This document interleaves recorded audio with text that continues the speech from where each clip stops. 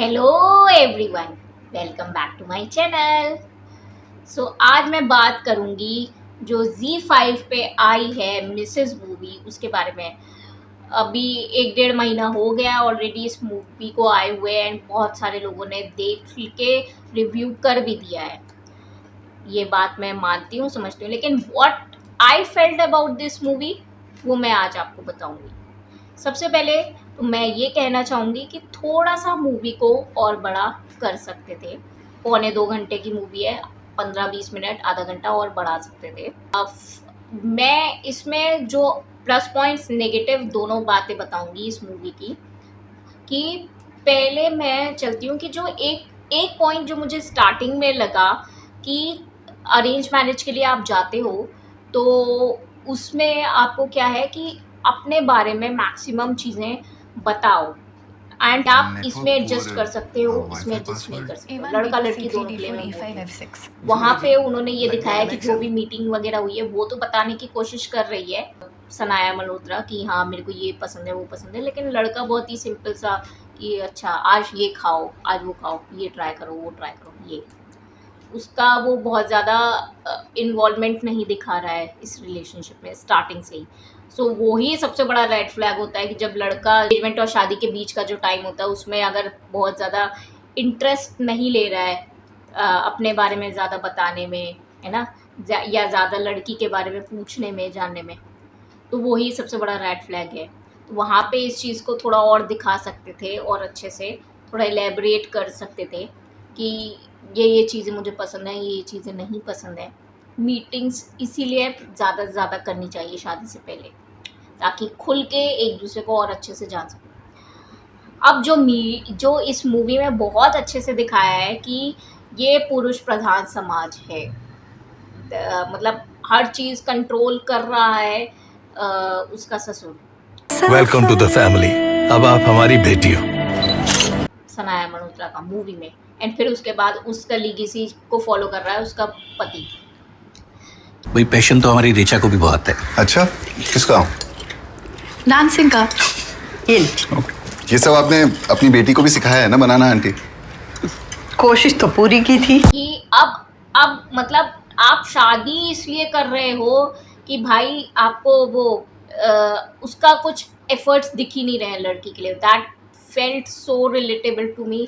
वो अपने father in law के लिए चाय बना के लेके आती है सुबह, वो उन्हें नहीं पसंद है। उन्हें जो जैसा चलता आ रहा है ज़िंदगी में बस वही कि आपकी मम्मी तो हमें अजवाइन पानी में ला के देती थी। वो लेफ्ट हैंड से नहीं बेटा, लेफ्ट हैंड से तो भिखारियों को भीख भी नहीं देते। वो दीजिए पहले में, तो वो लेके आती है। वो अपनी तरफ से बेस्ट करने की कोशिश करती है कि मैं अपने ससुर को, अपने हस्बैंड को खुश रख सकूं, बट वो है कि उसको ज़रा सा एप्रिसिएशन के लिए एक लड़की तरस जाती है बट उसको एप्रिसिएशन नहीं मिलता। That felt so relatable man. मैं इतना कनेक्ट करी इस चीज़ से क्योंकि मैंने खुद ये सब चीज़ें फेस करी है, ये सब विटनेस कर चुकी हूँ मैं अपनी लाइफ में। तो वो चीज़ मुझे बहुत लगी कि कभी भी ससुर उसकी तारीफ़ नहीं करते थे, कुछ भी खाना बना के ले आती थी। मतलब उसने बिरयानी पहले कुकर बनाई तो उसको वो तो कह दिया ये तो फुला हुआ है, ये तो बिरयानी नहीं हुई। और फिर उसके बाद वो बोल रहे हैं कि जब वो बाकायदा प्रॉपर उसने यूट्यूब पे सीख के बिरयानी बनाना सीखी, दम बिरयानी बनाना सीखी, उसके बाद भी नमक कम है यही बोला। ये कुकर में पकाया आपने? जी। फिर तो बेटा ये पुलाव हुआ, बिरयानी नहीं। काम वाली मिल जाएगी।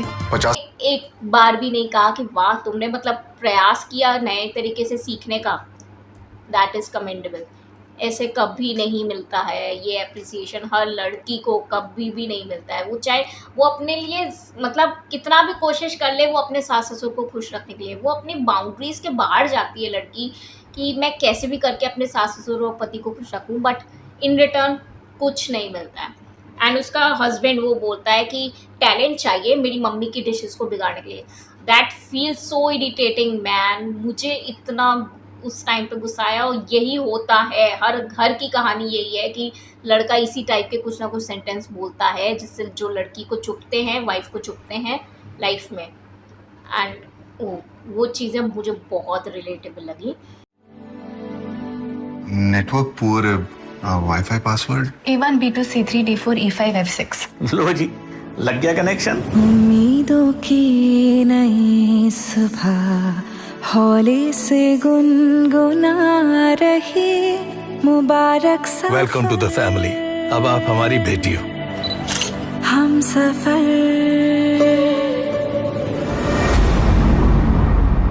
इनको काम का बहुत पैशन है पापा। भाई पैशन तो हमारी ऋचा को भी बहुत है। अच्छा, किसका? डांसिंग का। ये सब आपने अपनी बेटी को भी सिखाया है ना बनाना आंटी? कोशिश तो पूरी की थी।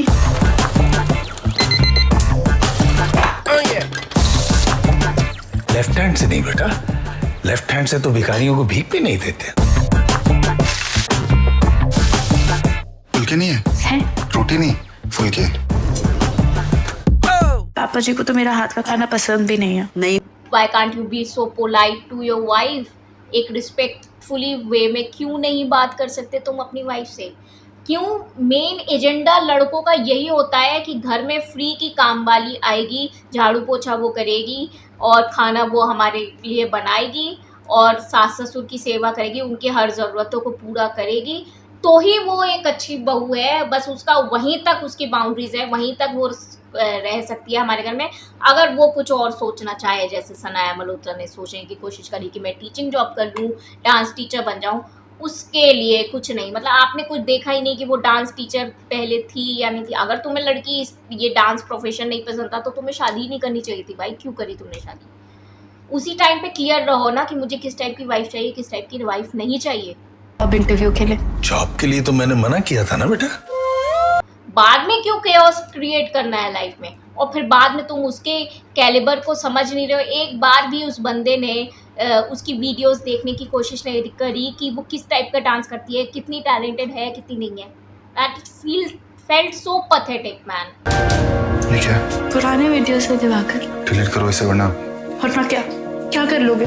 लिटरली तुम्हें मतलब बस तुम एक गायनोकोलॉजिस्ट हो, एक बहुत बड़े डॉक्टर हो और दिन भर खूब पेशेंट देखते हो, तुम थक जाते हो, तुम्हें वो पूरा चाय भी दे, तुम्हें वो पूरा अपने कपड़े निकाल के भी तुम्हारे ही दे, खुद ना कपड़े निकाल सको ना पहन सको। मतलब क्या गत लड़कियों की तुम बनाते हो शादी के बाद? क्यों अपने काम खुद क्यों नहीं कर सकते? 60 पेशेंट्स देख के आया हूँ और तुम आते ही शुरू हो गई। थोड़ा तो सांस लें दो यार। मेरे अंदर तो मतलब इतना मैंने ये देखा कि सनाया मल्होत्रा ने मूवी में कितना पेशेंस रखा है भाई। और उसको वो मिक्सर दिया गया था शादी के बाद कि वो उसे यूज़ करे, बट नहीं, ससुर को नहीं है कि वो मिक्सर की चटनी खा ले, एक बार खा ले और सिलवट्टे में नहीं पीसी है तो उसका टॉन्ट ज़रूर मारा। हाँ, आँखों में लग जाती होगी सिलवट्टे से। भाई ज़रूरी नहीं कि जो हमेशा से चला हुआ आ रहा है वो ही सही है, वैसे ही खाना है। लाइफ में चेंज आना बहुत ज़रूरी है। दो पीढ़ी में हमेशा डिफरेंस रहेगा ही रहेगा, ठीक है। हम पुरानी पीढ़ी को नई पीढ़ी के साथ हमेशा मैचअप करके ही चलना है लाइफ में, वरना दोनों पीढ़ी में तालमेल कभी नहीं हो पाएगा। इस बात को समझने की कोशिश करें पुरानी पीढ़ी। उसमें मूवी में वो हस्बैंड कह रहा है कि वो फुलके लेके आओ। अरे भाई, खाना तुम्हें नसीब हो रहा है 2 टाइम का समय पे, गनीमत मानो यार। लिटरली कोई तुम्हारे लिए करके दे रहा है। लड़कों को इस माइंडसेट को चेंज करना पड़ेगा कि शादी सिर्फ इसलिए होती है कि एक लड़की आएगी, वो फ्री में आपका झाड़ू पोछा खाना करेगी, आपके माता पिता का जो भी वो कहेंगे वो ही वो करेगी। वो अपना दिमाग नहीं चला सकती, अपनी उसकी कोई इच्छा ही नहीं हो सकती, या अपने लिए वो सोच नहीं सकती कि वो कहीं जॉब करेगी, या अगर घर पे भी वो रह रही है तो वो अपने तरीके की लाइफ जी नहीं सकती। एडजस्टमेंट दोनों तरफ से होने चाहिए, और ये माइंडसेट से शादी कभी किसी लड़के को नहीं करनी है। अपने इस चीज़ को चेंज करिए। एक लड़की की भी अपनी लाइफ है, लड़के की भी अपनी लाइफ है, एंड हर चीज़ लड़की ही नहीं कुर्बान करेगी, लड़के को भी थोड़ा एडजस्ट करना पड़ेगा। शादी का मोटिव हमेशा ये होना चाहिए कि दोनों पति पत्नी साथ में मिलके खूब अच्छी अच्छी मेमोरीज बनाएं, हर सुख दुख में साथ दें एक दूसरे को समझें, एंड पूरा लाइफ टाइम की कंपेनियनशिप होनी चाहिए, ना कि मतलब सिर्फ ये काम करने के लिए कि फ्री की नौकरानी मिल गई। वाकई में यही बोला जाएगा कि फ्री की नौकरानी के लिए शादी की जा रही है, ये गलत है। एंड रिस्पेक्ट दोगे वाइफ को, एंड इवन स्नेह से माँ बाप भी, सास ससुर भी स्नेह देंगे, तभी इन रिटर्न वाइफ से भी आपको स्नेह मिलेगा, रिस्पेक्ट मिलेगी, प्यार मिलेगा। हस्बैंड वाइफ एंड सास ससुर के लिए बोला जाएगा। सिर्फ वाइफ से और बहू से ही एक्सपेक्ट करते रहो कि वो ही सब कुछ प्यार देगी, स्नेह देगी और रिस्पेक्ट देगी और हम तो कुछ नहीं करेंगे, हम तो राजा महाराजा की तरह हुक्म चलाएंगे, ऐसा नहीं होने वाला है। वो चीज़ मुझे, वो सीन की बहुत ज़्यादा मूवी की ख़राब लगी, लेकिन शायद ये एक रियलिटी थी, रियलिटी दिखाना बहुत ज़रूरी था।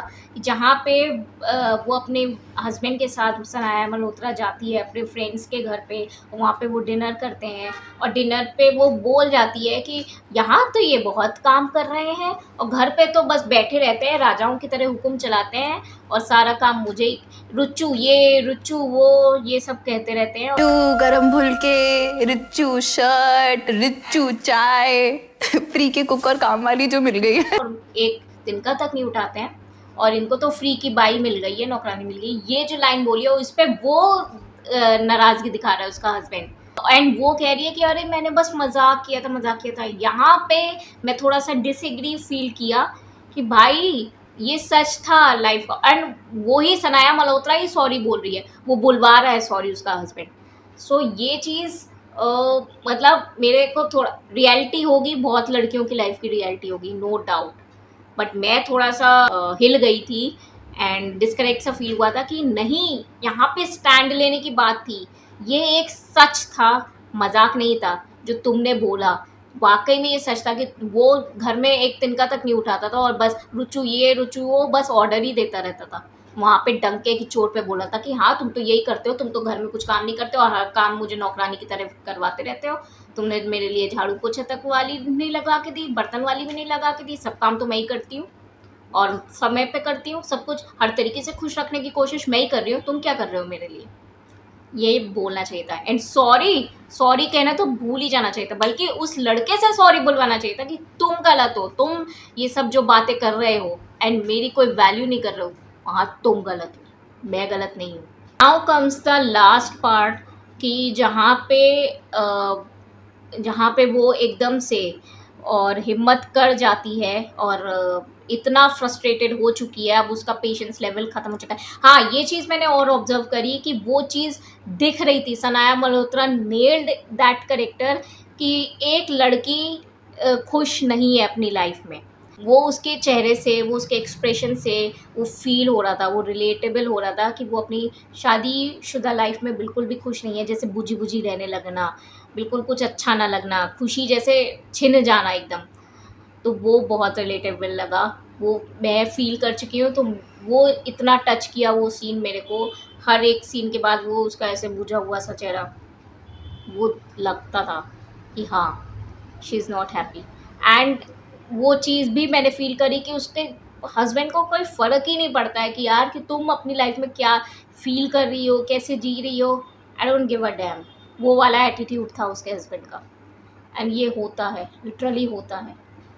सो लड़कों को ये, अगर तुम किसी लड़की को लेके आए हो वाइफ बना के, you need to make sure कि तुम्हारी वाइफ तुम्हारे साथ खुश है, तुम्हारे घर के एनवायरनमेंट में खुश है कि नहीं है, is she really faking it, खुशी फेक कर रही है या सच में वो खुश है, वो दिख जाता है। ज़रा मैंने ये चीज़ भी ऑब्ज़र्व की है कि एक वाइफ को ना, अगर हस्बैंड कोई और तारीफ़ करे ना करे नहीं, उतना नहीं फ़र्क पड़ता है, लेकिन हस्बैंड अगर ज़रा से बोलते रहता है, अरे यार आज तुमने दाल बड़ी अच्छी बनाई है, आज तुमने ये जो सब्ज़ी बनाई है ना, बिरयानी बनाई है, वाह मज़ा आ गया कसम से, मतलब पेट भर गया पर आत्मा नहीं भरी, ये इस टाइप का चीज़ें कुछ बोल देता ना पति, लड़की के चमक देखो आप चेहरे पे, वो अलग ही लेवल की चमक होती है, वो अलग ही लेवल की खुशी होती है जब पति उसको अप्रिशिएट करता है। लड़की बस 2 ही चीज़ें शादी के बाद सबसे ज़्यादा क्रेव करती है, दैट इज़ एक एप्रिसिएशन अपने पति से, एप्रिसिएशन एंड रिस्पेक्ट अपने पति से, एंड सेकेंड मोस्ट थिंग उसका टाइम। उसका टाइम बहुत वैल्यूबल है, मतलब आप चाहे, मानती हूँ जॉब करनी पड़ती है लड़कों को, लेकिन आप चाहे कितना भी थके हुए हो, बट थोड़ा टाइम अपने वाइफ के साथ, चंद लम्हे कुछ अच्छे फीलिंगफुल इमोशनल बातें करके अगर आप बिताते हो वाइफ के साथ, that is the most precious thing to a wife. वो बहुत खुश रहेगी वो लड़की आपके साथ, अगर वो चंद प्यार भरी और इमोशनल बातें अगर आप कर लो उससे, तो उसको थोड़ा सा टाइम दे दो तो वो टाइम के लिए बहुत ज़्यादा क्रेव करती है। एंड का कंक्लूजन पार्ट में मिसेस मूवी का कहूँगी कि बहुत जल्दी से एकदम से रैप अप कर दिया सारी चीज़ें। थोड़ा सा वो चीज़ दिखाते उसका कि जब वो घर छोड़ के फाइनली वो मतलब उसका जब पेशेंस लेवल ख़त्म हो गया और वो फ्रस्ट्रेशन लेवल इतना ज़्यादा बढ़ गया कि finally she decided to go from there. ये चीज़ थोड़ा सा दिखाना चाहिए था कि उसके लड़के के एटीट्यूड में कुछ डिफरेंस है कि नहीं है। Is he trying to convince a girl to come back, या कुछ अपनी गलतियों का एहसास है उसे लड़के को कि नहीं है। और अगर नहीं है गलतियों का एहसास, तो वो भी दिखाते उसका कि मुझे तुम्हारी कोई फ़िक्र नहीं है और तुम भाड़ में जाओ। इस टाइप के भी कुछ डायलॉग्स दे सकते थे लड़के को कि ठीक है रिश्ता ख़त्म करते हैं और मुझे तुम्हारी कोई फ़िक्र नहीं है, तुम हमारी एक्सपेक्टेशंस थी उस पे खरी नहीं उतरी एंड हम अलग होते हैं। डिवोर्स का थोड़ा बहुत प्रोसीजर दिखाते तो थोड़ा और इम्पैक्टफुल रहता। एंड वही है, इसमें ये चीज़ दिखाई है कि अगर आपके ड्रीम्स लड़कियों के लिए, अगर आपके ड्रीम्स हाई हैं, मतलब आपको ये है कि मुझे लाइफ में कुछ ना कुछ करना ही करना है, कुछ बनना ही बनना है, ये तो आपका फील्ड अगर डिसाइडेड है, आपके अंदर उसके अंदर टैलेंट है, तो भाई लड़ जाओ उस चीज़ के लिए। फिर आपके लिए ये शादी वादी मायने नहीं। इस फिल्म का मॉरल यही है, मतलब इन दी एंड कंक्लूजन यही निकलेगा कि अगर आप टैलेंटेड हो और आपको किसी चीज़ में फील्ड में वर्क करना है, तो आप अपने करियर के लिए ही डेडिकेटेड रहो। फिर आप ये शादी वादी बच्चा बच्चा और घर रिस्पॉन्सिबिलिटीज़, इस चीज़ पे आपको फोकस नहीं करना है। आपका फोकस सिर्फ करियर पे ही होना है। ये लड़कियों के लिए मैसेज है, इसको ध्यान रखो। एक साइड ही चलो, दो नाव की कश्तियों पे कभी सवार होके आप साकार नहीं हो सकते। फिर आपको करियर पे ही फोकस रखना है। इन दी एंड वो उसने क्या किया, वही तलाक लेके करियर पे फोकस किया। तो ये चीज़ वो शादी से पहले ही कह देती, अपने माँ बाप को कह देती कि ना, मुझे तो अपने करियर पे ही ध्यान देना है एंड मुझे शादी नहीं करनी है, या शादी मेरे लिए प्रायोरिटी नहीं है, ये चीज़ बोल देनी है। एंड माँ बाप के लिए obviously please for God sake बच्चों को, लड़कियों को फोर्स मत किया करो, शादी करो शादी करो शादी करो। उसका जो करने का मन है, जिस भी फील्ड में जाने का मन है, उसको सपोर्ट कीजिए। कुछ नहीं रखा है शादी में, लिटरली अब तो मैं यही बोलूँगी, कुछ नहीं रखा है शादी में। कोई खुशी की गारंटी नहीं देता है शादी, सिर्फ रिस्पॉन्सिबिलिटीज़ का काम है। अगर आप इतने कैपेबल हो कि ज़िंदगी भर उन्हीं रिस्पॉन्सिबिलिटीज़ को निभा सकते हो घर की जितनी भी हैं, तब तो आप शादी करो। वरना अगर आपके सपने अलग हैं, आपकी इच्छाएं अलग हैं, तो शादी मत करो। फिर शादी अगर आपकी होती है तो आपका मेन प्रायोरिटी वही बन जाता है कि आपको आपके हस्बैंड एंड सास ससुर और फिर आगे चल के बच्चे होंगे, तो उन्हीं के लिए समर्पित होना है, उन्हीं को ही खुश रखना है। तो या तो आपको ये ही मेन गोल लेके चलना है कि मुझे तो अच्छे घर परिवार में शादी करके और सेटल होना है और फैमिली के लिए डिवोटेड रहना है, तो आप उस फील्ड में जाओ। और या फिर आपको अगर करियर ओरिएंटेड हो तो करियर के लिए ही चुनो। लड़कों के लिए तो ये है कि उनको चेंज नहीं होना है, उन्होंने एक माइंडसेट ऐसा बना लिया। मैक्सिमम लड़के ऐसे ही होते हैं। मैं ये नहीं कह रही कि अच्छे लड़के नहीं हैं, दुनिया में अच्छे लड़के भी हैं, बट वो है कि वो आपकी किस्मत है, आपको अच्छे लड़के मिल जाएं। तो मैक्सिमम लड़कों का यही मोटिव होता है कि एक लड़की को लेके आना है, वो अब घर रिस्पॉन्सिबिलिटी संभाल ले, हमारे पेरेंट्स को संभाल ले, दैट्स इट। एंड उनका माइंडसेट भी ऐसा होता है कि आज एक गई तो कल दूसरी आ जाएगी, जो हमारे ख्याल रख लेगी, हमारी इच्छाओं को पूरा कर देगी, समर्पित कर देगी अपनी लाइफ को। लड़कों का माइंडसेट चेंज हो जाए, इस बहुत बड़ी बात है। मिसेस मूवी इसीलिए ही है कि लड़कों का माइंडसेट थोड़ा चेंज हो, वाइफ के प्रति, वाइफ के घर वालों के प्रति थोड़ा और सहानुभूति, रिस्पेक्टफुल वे में बिहेव करें, अंडरस्टैंडिंग हस्बैंड बन के दिखाएं, ये बहुत अच्छी बात होगी। गर्ल्स के लिए हमेशा यही है कि आपको एक ही चीज़ में जाना है, उसी में ही पूरी तरह समर्पित होना है। या तो आप घर परिवार देख लो या आप अपना करियर देख लो, चॉइस इज़ योर्स। आप लोग बताइए, आप लोग मुझसे कहाँ तक कैसे एग्री करते हो और क्या चीज़ आप लोगों ने इसमें ऑब्ज़र्व करी इस मूवी में। एंड कितना कनेक्ट फील किया प्लीज़ मुझे कमेंट सेक्शन में बताइएगा। One more thing I would like to add on this review is that कि इतना अच्छा कॉन्सेप्ट डायरेक्टर प्रोड्यूसर राइटर लेके आए, इतना बढ़िया तरीके से इसको प्रेजेंट किया। ये मूवी देख के मुझे बहुत कनेक्टेड फील हुआ और बहुत अच्छा लगा। प्लीज़ अपने लिए स्टैंड लेना स्टार्ट कर दीजिए वुमेन, एंड माइंडसेट चेंज करने की ज़रूरत है लड़कों को। एंड अभी तक मेरा चैनल सब्सक्राइब नहीं किया है तो सब्सक्राइब कर लीजिएगा और hit the bell icon for more updates. Thank you for watching, bye bye, take care.